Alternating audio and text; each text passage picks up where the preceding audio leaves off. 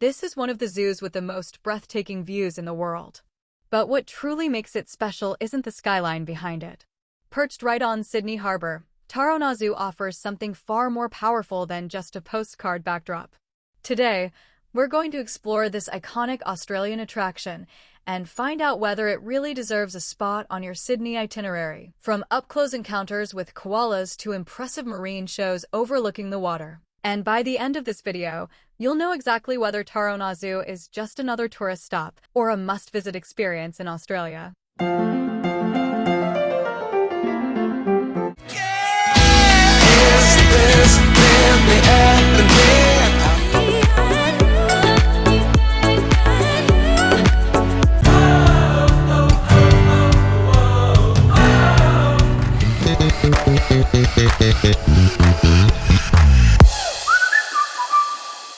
Our adventure starts at Circular Quay in Sydney. At the station, you'll see plenty of places to eat before arriving at the ticket counters. Before beginning, a quick reminder, if you didn't see the in-depth walkthrough of Sydney Airport that we covered in one of our recent videos, make sure to check that one after this video, so you know how to move like an Aussie in the Sydney Airport for a no-stress arrivals and departures experience. To reach Taronga Zoo from Circular Quay, you've got a couple of easy options. We selected Captain Cook services because of convenience, but it's not the cheapest option. There's another boat locals take on a daily basis that no one advertises: Sydney Ferries, the public transport ferry.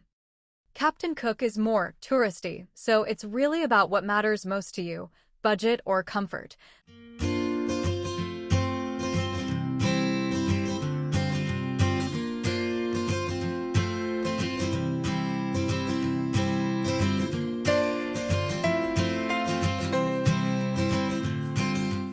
The ride itself is quick, think around a dozen minutes on the water, so you're not losing half the day commuting.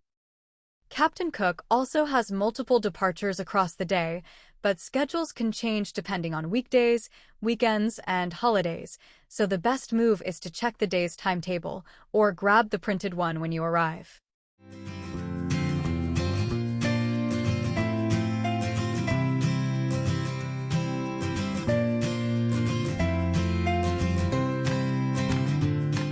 If you're trying to catch a specific animal talk or show later, plan your ferry time backwards from that. As you can see, Circular Quay Station is super close to the Opera House, so guess what? That will be our next move. So subscribe if you haven't yet, and hit that bell button.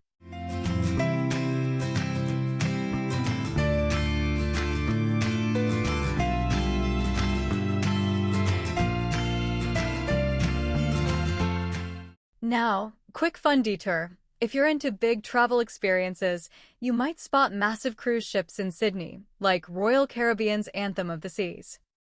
This ship does seasonal itineraries that can depart from Sydney and take you to places like New Zealand or the South Pacific. It's basically a floating city, shows, pools, restaurants, and those, wow, ocean views all day long. If that's your style, you can usually book directly through the cruise line or a trusted travel site, and it's a great one-trip, many destinations option.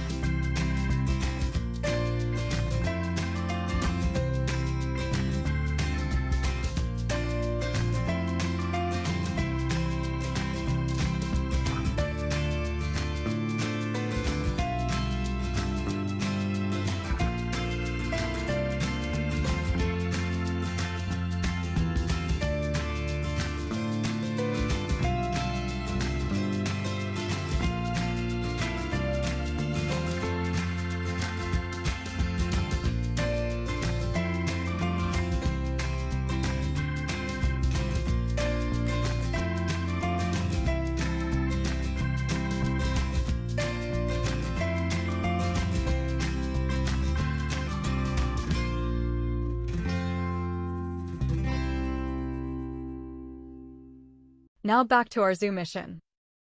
The port where you land is Taronga Zoo Wharf, on the northern side of the harbour near Mossman and Bradley's Head. The boat crosses Sydney Harbour, the famous waterway right in the heart of the city, and honestly, even before you see an animal, the ride already feels like an attraction. Immediately when you arrive, a staff member from the zoo welcomes you and guides you on the way to the main entrance.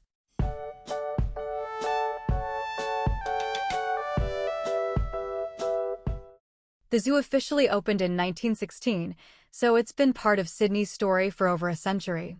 Today, it's not just about seeing animals. Taronga is heavily focused on conservation and education, and they're constantly running keeper talks and learning programs. Also, download the Taronga Zoo app before you go.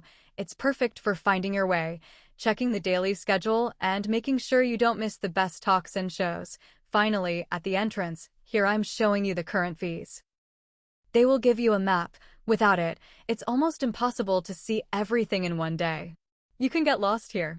I suggest going as early as possible, so you can see all the attractions of the zoo in one day. We couldn't leave Australia without seeing, for the first time, a kangaroo.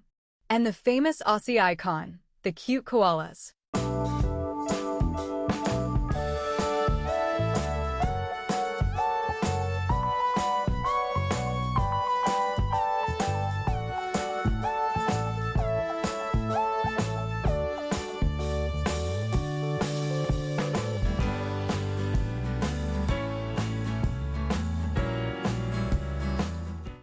Some animals will avoid showing up or they're resting in their designated areas at certain hours.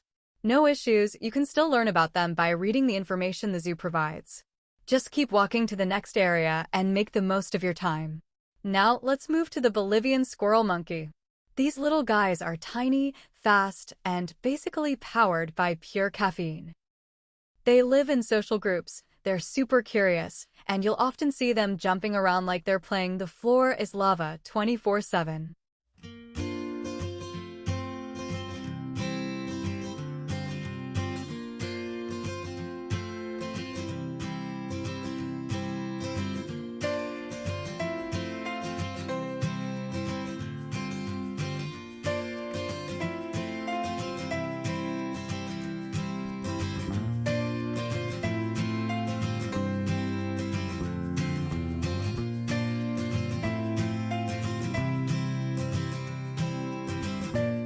Check this hippopotamus.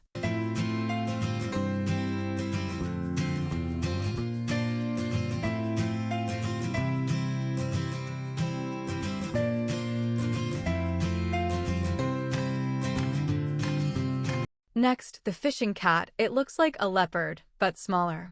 This is one of those secret celebrity animals. It's a wild cat built for wetlands, and unlike most cats, it's actually an amazing swimmer. It can hunt near the water and is known for going after fish, frogs, and anything it can catch in those watery habitats.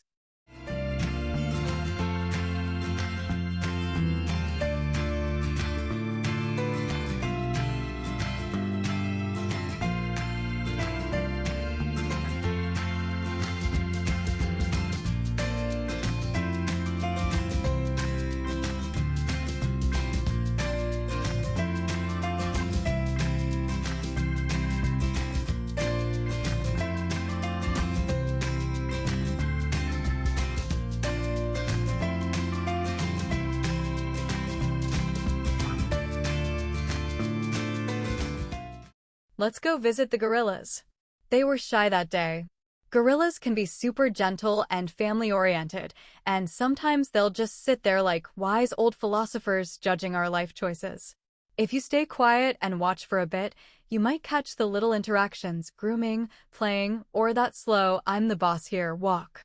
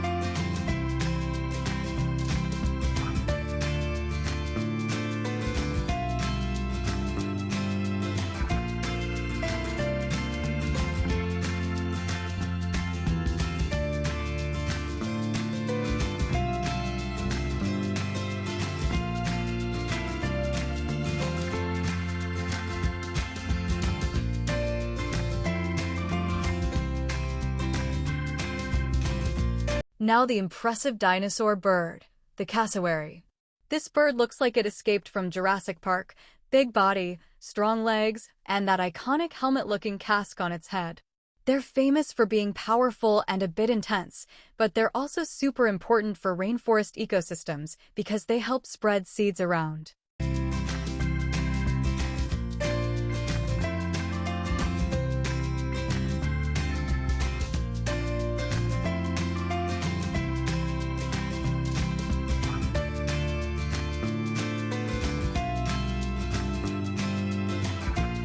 Let's do some bird watching. There's a lot of variety here in the zoo. In the bird areas, you can spot colorful native birds like lorikeets, different finches, and a bunch of Aussie favorites that love to sing or scream looking at you, cockatoos. One of the highlights is a bushy, forest-style walkthrough that feels like a mini escape into nature, and it's a great place to slow down and enjoy the sounds. Be careful leaving plastic in the picnic areas. I saw birds grabbing rubbish. Take care of the planet.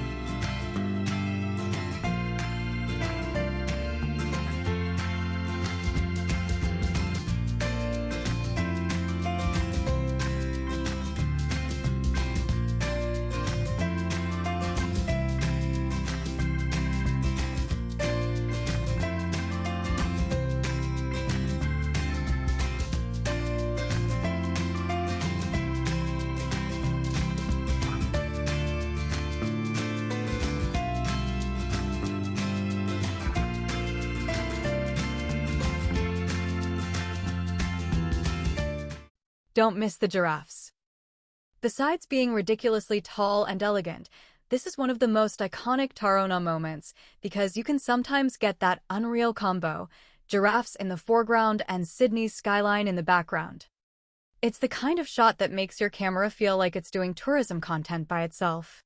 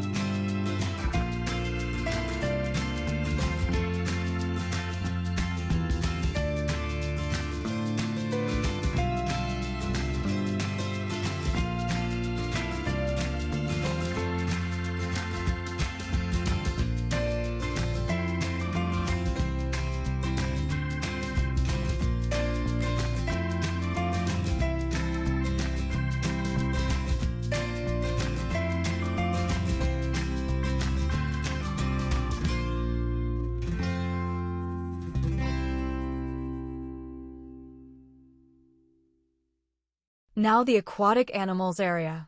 This section is super fun because you go from cute and chill to, wow, nature is wild in a few steps, marine life, water habitats, and lots of movement compared to some of the more sleepy land animals. The best is the seals for the wild show. Try to arrive early because seats fill up fast, and the show times can vary depending on whether it's school term or holidays. But it's commonly around late morning and early afternoon. And yes, it's absolutely worth planning your route around it. The most impressive thing we saw was how the trainers treat their animals, with a lot of love. You can really tell it's based on trust, routine, and positive reinforcement, not force.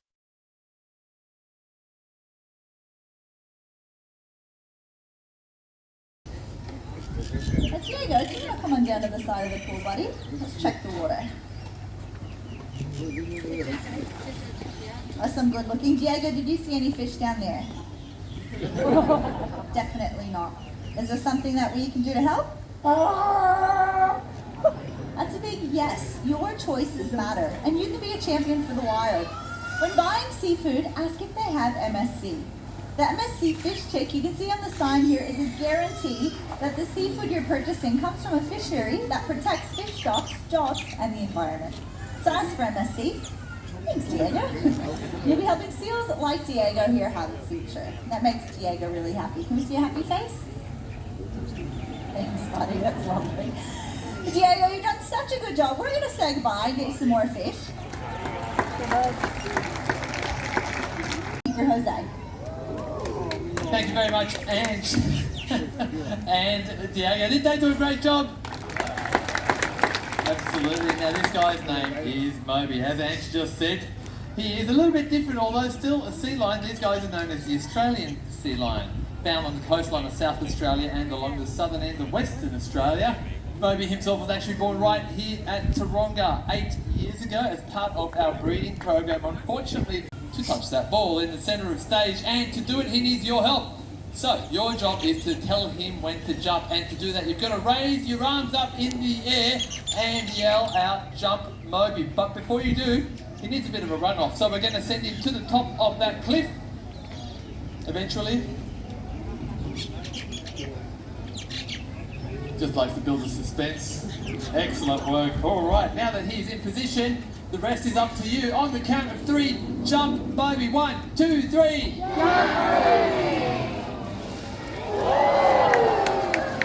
Excellent work. But you know what? There was a huge gag there, and Moby, you got it completely wrong. You were actually not meant to jump the first time, but jump the second time, and they were meant to be louder. But we'll talk about the script later. We do thank you, though, very much for coming down here and joining us at Seals for the Wild Bus.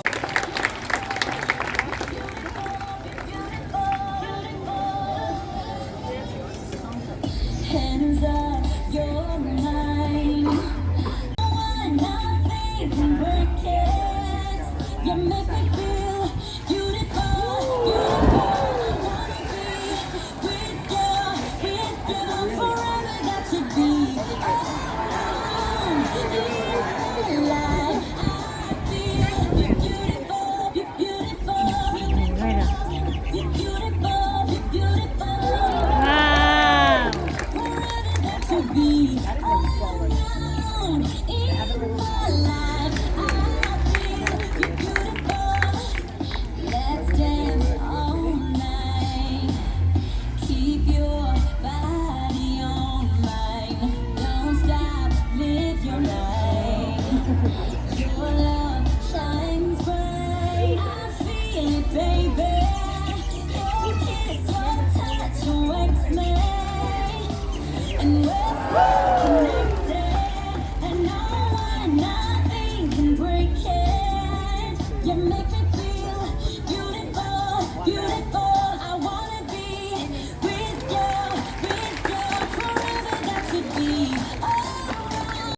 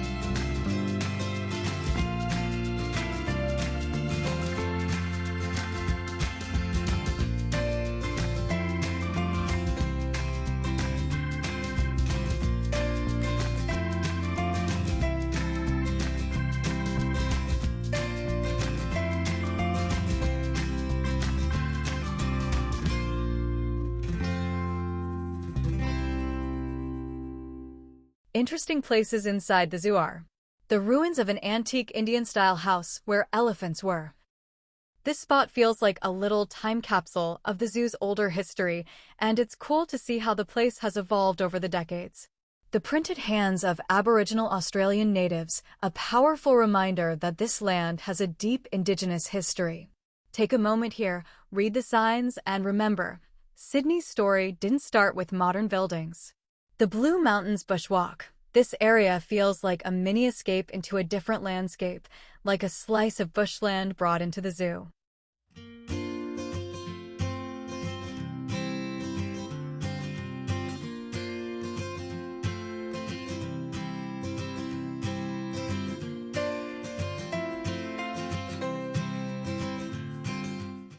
The Taronga Institute of Science and Learning. This is where the zoo's conservation, research, and education side really comes alive. The Taronga Centenary Theatre, a great stop when you want to rest your feet for a bit and still learn something cool. Don't miss the souvenir shop.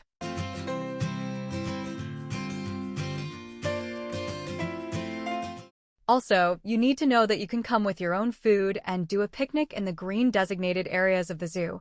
There are plenty of them.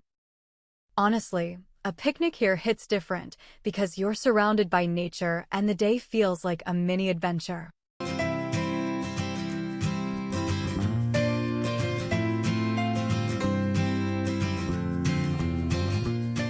Also, there is a food court in the zoo, so you can grab something quick if you didn't pack snacks.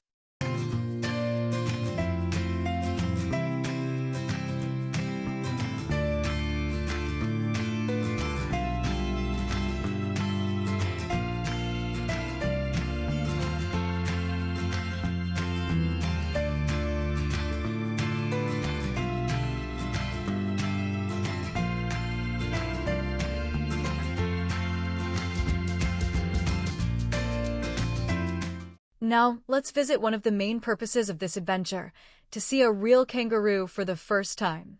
Kangaroos are Australia's superstar marsupials, built for hopping long distances and surviving in tough environments. And if you're lucky, you might also see a wallaby. They're like the kangaroo's smaller, cuter cousin. Same family, similar vibe. Just more compact and often a bit more shy but curious.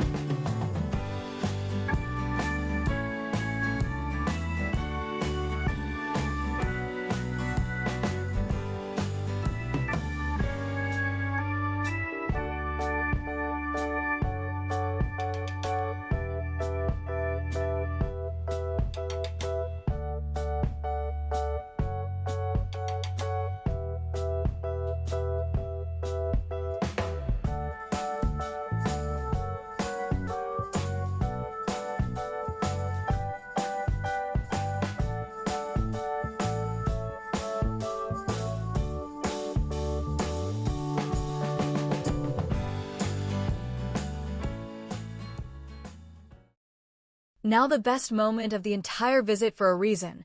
Meet the Aussie icon, the famous koala. Koalas are adorable, but also professional nappers. They sleep most of the day and chill in eucalyptus trees like they're on permanent vacation. And here's the best part. Their guided keeper talks about koalas at the zoo, usually once daily in the afternoon, where you learn fun facts, what they eat, and how conservation efforts are helping them. If you want a good spot, arrive a bit early because people love koalas.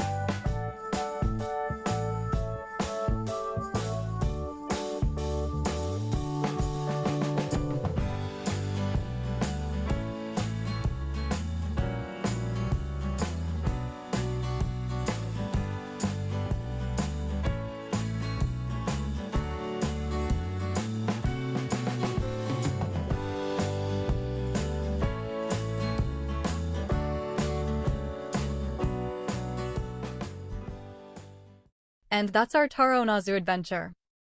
If you're planning Sydney, this is one of those days that's 100% worth it. Easy ferry ride, insane harbour views, and a full Australia wildlife checklist in one place. Kangaroos, cassowaries, and of course, the koalas stealing the show. If you want to do it like a pro, go early, grab the map or the app, plan around the seal show, and don't stress if an animal is hiding. Taronga is big, and surprises happen when you least expect them. Tell me in the comments. Which animal would you run to see first? And don't forget to subscribe, because next, we're heading to the Sydney Opera House.